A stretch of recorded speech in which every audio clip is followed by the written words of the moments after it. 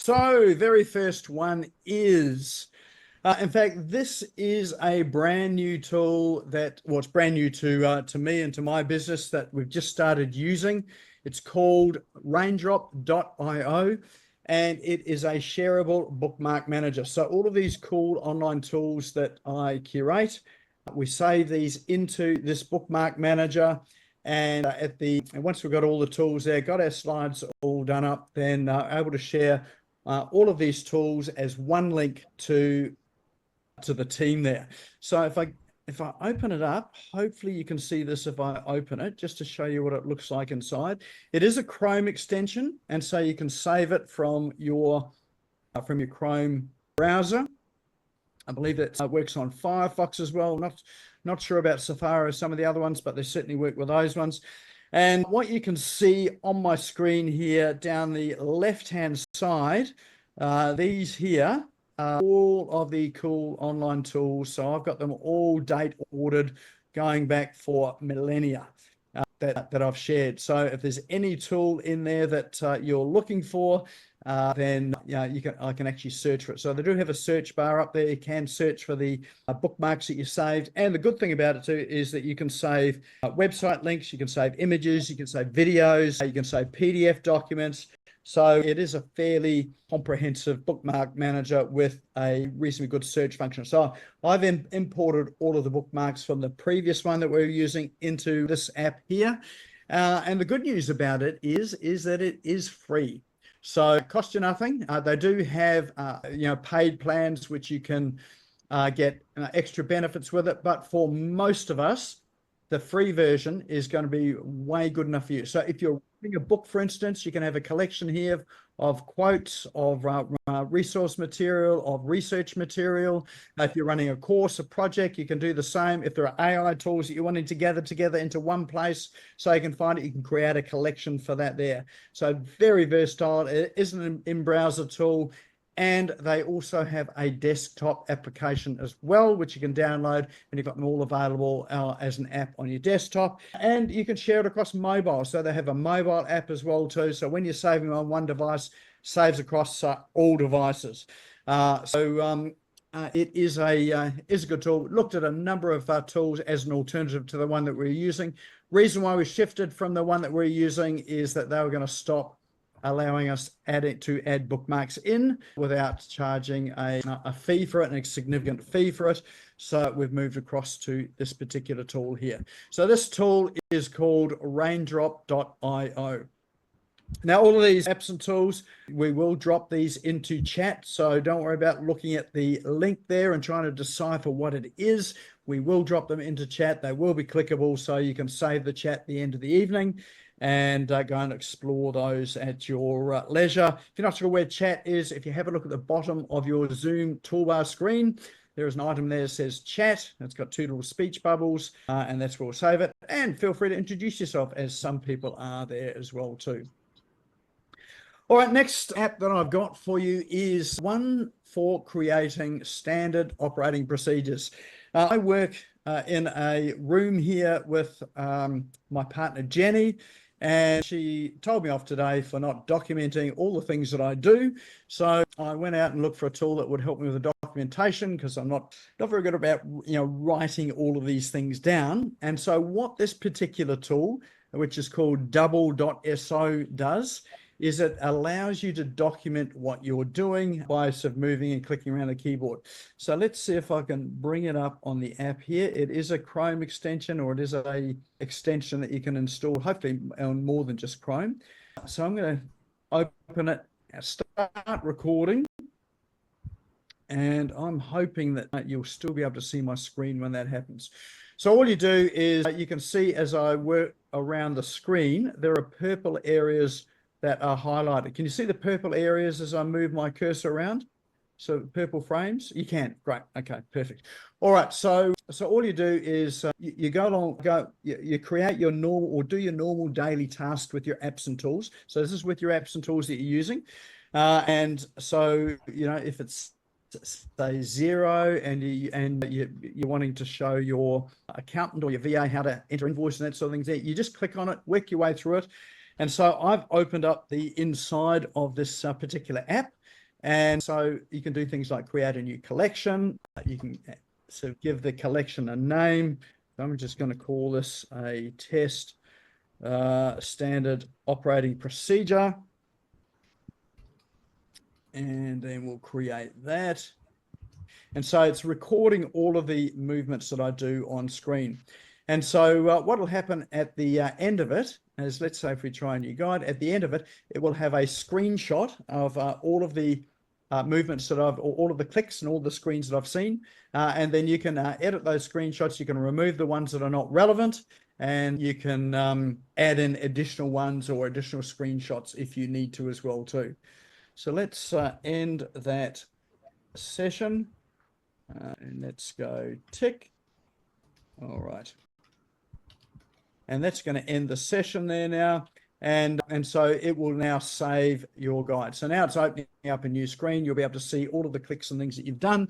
And so it's created a video version of a look around your more a standard operating procedure. So whatever app it is that you're using, just operate with it the way you normally do, with it being recorded. You can then give that through to your virtual assistant as a step-by-step guide, or your staff member step-by-step guide. So you can see now it's got 7 steps in that particular document or that process that I created. And if you click on each of those, you can see in the middle there are the screenshots of all of the steps that you've taken throughout the process. If we decide this particular step wasn't necessary, we can click remove to remove that step. And then you can go and share that whole thing with a link. There is a copy link on the top right-hand side. Then you can then go and give that link or paste it into your document for your standard operating procedures, pop it into Slack, give it to your team, and then you've got a step-by-step guide for that particular app and tool that you use. So really, really quick, handy way to create those standard operating procedures that I'm sure we all know that we should be doing. This way you don't have to write anything. You just do what you're normally doing. Mike, you've got a question. Does that mean that you can track your client hours?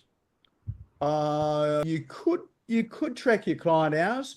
I'm not sure whether it's got a timer on it or not, but there's probably better apps out there for you to do it, like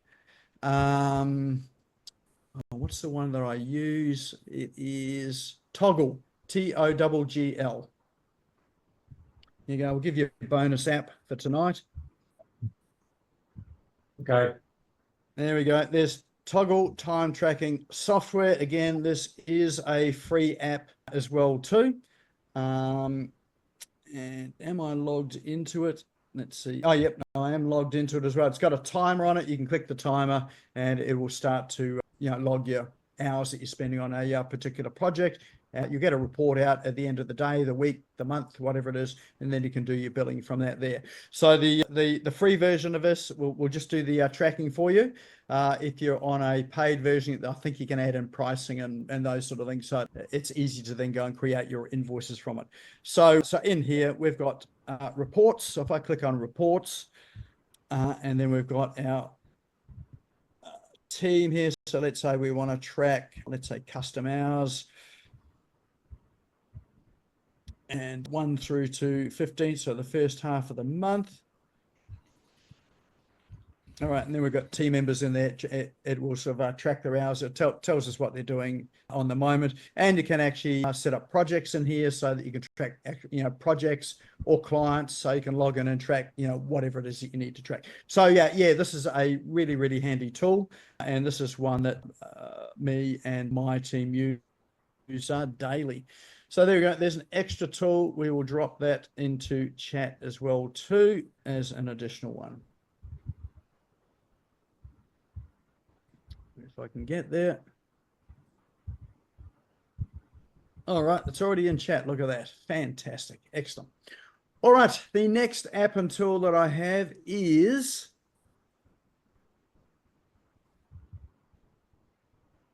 this one here called SlideShare.